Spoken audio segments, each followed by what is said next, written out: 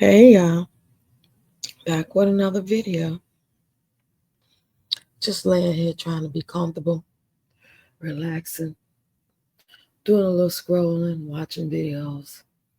I just got done watching some of Peach McIntyre video, some of her live stream. I mean, yeah, I watched it for about probably 10 minutes. And I decided to go ahead and make this pre-recorded video, sipping on this spring water. And I was just sitting here thinking about life. Y'all see the title, Frustrated. I'm frustrated, but yet hopeful, and I'm not depressed or I'm a little disappointed and frustrated more than anything. And I already know I'm not surprised that it's come to this. Because I know life don't always, and for the not most time it seems like it never pans out the way, or the way you see stuff going on in your head, the way you vision it may possibly happening, or close to what you're thinking is going to happen. It's always like a whole 180 from what you was, what I'm saying, thinking it might go. Like I'm thinking I'm gonna go in there today to the doctor. He gonna look and see that I was in the emergency room because the clinic he at in the hospital they all as one. He gonna look at it and he gonna pretty much just say, maybe do some more blood tests, maybe do another CAT scan to see a difference in what they see, if it's any difference at all. I'm visualizing that. And then I'm visualizing also, okay, we're going to book this for this day. But I didn't realize that they gave me two doctors to actually book with, and I chose that name. Any, many, mighty, most. I don't know who shot John, nothing about these doctors. But they gave me two different numbers, two different doctors' names. And I just chose the one at the top. That's all that was. So I go. And he seems like, pretty cool doctor. Like he was a little flustered, like he had a little hectic day. But other than that, he seemed like he was on it or whatever. But sometimes you talk to doctors, they seem like they ain't listening to you, they ain't interested. You know what I'm saying? But he was concerned when he looked at he hooked up his laptop and he's saying what they say. And he was concerned. He want to know why I get like that and why I'm just not, or why did my doctors catch up? Why didn't they? I said, I'm just telling you what they told me. I ain't have no clue that nothing was wrong for at least about 4 or 5 months. You know what I'm saying? But I ain't thinking it's that. I'm thinking at first I'm just gaining weight because my stomach always been big. But usually when I lose weight, my stomach go down. So that's how I started saying to myself, now hold on, something ain't right. Why is it taking so long? So that's when I started taking the pills. I've said this before. Those of you may have been on the, listen to the video I talked about how I started taking the mushroom coffee for my stomach. And I started taking the 15-day cleanse, and I started taking the Kiala greens, thinking that's going to be the help, the push I need, because I'm losing weight. But the stomach is the hardest thing to go. So I'm thinking that was the problem. So when that didn't help as much, it helped because it helped me cleanse out, and I'm going more regularly now. So I know it helped. But then I noticed my stomach, like, it really ain't going down like any other time I lose weight. And I've lost weight many a times, and my stomach go right down with it. I mean, I be looking good in my clothes, but this time was different. So I say about 4 months ago, I noticed that when I try to sit up in my recliner or sit up here, I noticed my stomach was bulging out in a certain spot. I'm like, damn, that look like that might be a hernia. But it never hurt or nothing. So I'm like, I know I'm going to the doctor for, but I procrastinated. I procrastinated for about at least 3.5 months. I procrastinated. And then I decided, well, I'm not gonna go to the clinic because I know they ain't got no X-ray there or no type of machinery that they gonna need to see what's going on. So I just decided I'm gonna go to the ER, and that's what I did on December 18th. Then they tell me same thing. This doctor tell me, oh, it's big and might want to, keep you and do surgery today, but you said you have to go, and if you do, you have to come back here and start all over again. I'm like, hold on, I don't have to go. I can go and come right back. I mean, they say, well, if they release you and they, sign you out, you have to come back through the same ER, and then they do it again, then they admit you. But then when it got down to it, it was like after this doctor, I guess she was like a med doctor, preschool and med, whatever the fuck you call that shit. Y'all know what I'm trying to say. She wasn't no doctor yet. So when she talked to whomever that was, she came back and said, what's not imminent, you could just schedule with your doctor, or you can schedule with one of these doctors we're going to refer you to. And that's what I decided to do. She said, even if you did it by New Year's, because it was December 18th. Everybody know that everything's going to be shut down for the holidays, Christmas, going into New Year's. That's why she said, and that's what I did. I called probably on the 20th. I made the appointment, and the earliest they can get me in was the 9th of January. The only way something would have popped off really good, like as far as like right now, by me going to the emergency room, as if I was in a whole lot of pain. Like, you know what I'm saying? It bursted after they did the CAT scan, the cyst bursted or something like that. That's the only way they would have went on, did the emergency or called a doctor in or transported me somewhere else or however they do that shit. Because all hospitals ain't equipped for everything like this hospital here. I don't believe they're equipped with trauma, gunshot wounds. I don't think they equipped with that. They actually send those patients way to Chicago, up north, Northwestern Hospital. Ain't too many hospitals like that no more. And a lot of these hospitals are changing. They all really fronts to make us feel comfortable, but they not really equipped to help us. Even the ones who do want to help us. There's still some good doctors that care, but a lot of these doctors, they not working for us. I'm putting it like that. They not necessarily working for us. That's not their goal. That's how I started out. That's how it should be. It's probably how I used to be, but I don't seem like that's the way it really is these days. So now we get to today. It didn't go the way I thought it was going to go. I thought he was going to schedule me today for surgery.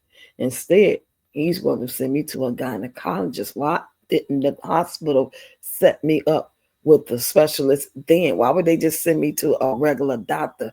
That's through their hospital.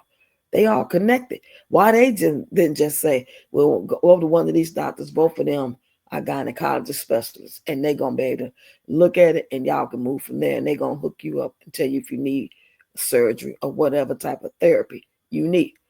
Instead, now I done wasted a whole nother trip, in my opinion, because now I got to wait for him to call me. I took blood today, so I believe he's looking at the blood to see if there's any cancerous cells. And if it is, I think he's going to call me because he said, you might hear from me before your next appointment with me. I want to see you back here in a week or two. So I went on schedule for next Friday. I ain't got no week or two. Let's get in there quick spot. I wanted to do it Wednesday, but she said he wasn't free until Friday. Cool. That's only 2 days later. But he told me that I want to see you in a week or two, but you might get a phone call from me before then. So I'm thinking since he want blood, he said, go over there right now and get some blood taken. I think he wanted to look at my blood cells and see if they got any cancerous cells, because they say with cysts, women with cysts, if the cyst is cancerous, the blood cells could tell when they do that test. So that's what I'm thinking. But meanwhile, he was straight up. He said, I don't know how to do this. I don't know about this. But to me, just looking at it, I know that it's big and it's serious and I'm concerned. But as far as like exactly, I got to see you to a specialist. So I'm thinking that while we're waiting on the blood test and he's hooking up that appointment, he going to call me to give me the both information. So at the end of the day, I don't think I'm even probably necessary to go see him next week. By the time it's time for me to have that appointment, I think he's going to be there and have me the appointment with the actual gynecologist. So I can go in there, put my feet in the stirrups. They can put that special machine in there like an ultrasound to go up in me to see what this thing is, because it's 3 different types of cysts, according to what I read. It could be this, that, or that, and they all different. One could be like a rupture, like if it could be like fluid, pus in it, and then the other 2 can be totally different. I forgot what it is, but it could be like, and a lot of times it's mostly benign, but sometimes I believe they said 23%, if I'm going by memory, could be cancerous, 23%. So the thing that got me frustrated is I want to be able to know what's going on and let's handle it. Let's handle it. What it is what it is. What it's going to be is what it's going to be. I just want the doctors to do their job and focus and pay attention and do the best they can. Give me their whole undivided attention. Not be tired, not be sleepy, not be drunk, not be going through some shit in their own life. Take my shit seriously. Let's get this shit popping so I can go ahead and get it done and start healing. That's what concerns me and frustrates me, because there's always some monkey rich, some old if I coulda, woulda, shoulda, and asking all these questions about it. Let's just get it. Let's get it. Because I got shit to do. I got 5 grandkids relying on me. So the quicker I can get it together and heal, the better. And I do take responsibility for me not understanding that it was something I thought I was just like I always been a chunky girl. I was like 200 something pounds, 221 pounds when I moved to Bloomington. And then I got down to 176, but my stomach was flat. Just like when I lost all that weight, I got down to a size 11. My clothes looked good on me. I got pictures up. So that's what made me start being curious. Like if I was just steady staying big and my stomach was like this, I wouldn't have thought too much of it. I thought it was just going to go with my weight. I'm fat. I'm getting fat. I ain't losing no weight. I'm eating every day. I'm fat. I need to go on a diet. But when I started losing weight from doing TikToks, dancing, over a year, I lost over probably like 45, 50 pounds. So I'm looking for my stomach to start. And it did. My stomach was going, y'all could look at some of the videos, even with or without a waist train on. But these past like 4 or 5 months, it started getting worse. I'm thinking it's just a child because I pulled the muscle, might be a hernia, But anyway, I ain't gonna hold y'all. I just want to vent a little bit. And I know y'all be letting me vent, and I appreciate that. So I'm just gonna wait for his phone call. And the only way I'll be going in or doing anything different is if I get in a lot of pain, if I start vomiting, if I get a fever, and if I stop, vomiting, fever, and pain in my side. Those are the only 3 things that they told me to come back for because, something ain't right.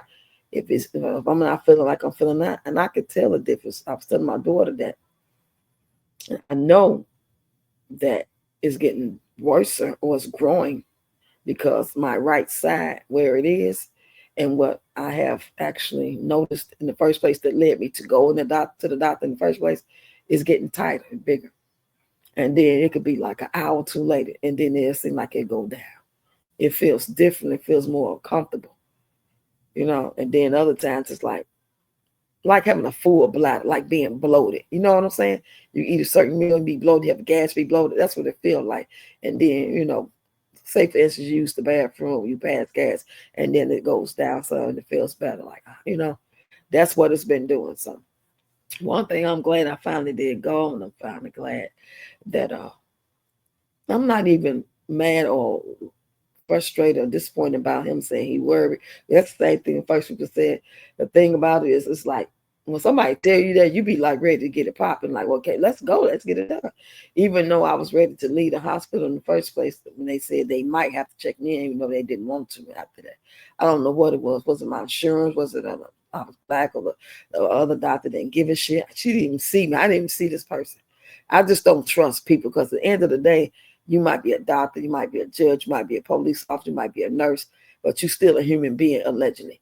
And these folks come with all kind of issues, all kind of mind process, mind sets. They come with all kind of ideologies. They come with all type of trauma and shit too. That's because they are doctor don't mean shit. The kids doctor don't never listen to me. I don't like that little old lady for nothing in the world. I don't like that lady. She need to retire. But that's another video for another day. Thanks for listening, y'all. Thanks for letting me vent. I'm going to get on up off of here and get up and get myself together, do my little nighttime regimen, wash my face, brush my teeth, and lay down, try to get comfy, cozy, and think positive thoughts. You all enjoy your night. Bye. Love y'all.